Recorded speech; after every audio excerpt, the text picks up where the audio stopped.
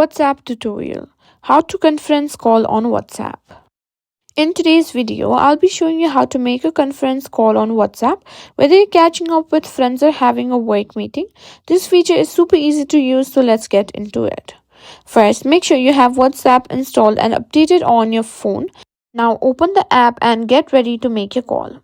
To start a conference call, you'll need to be logged in to your account and begin with a regular voice or video call with one contact. So tap on the chat of the person you want to call and hit the phone or video icon in the top right corner of the phone to start the call.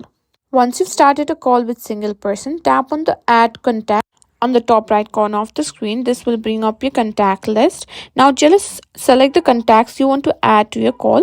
You can add up to 8 participants in total for a voice or video conference call on WhatsApp. Once you've selected, simply click on the green button which is add to call.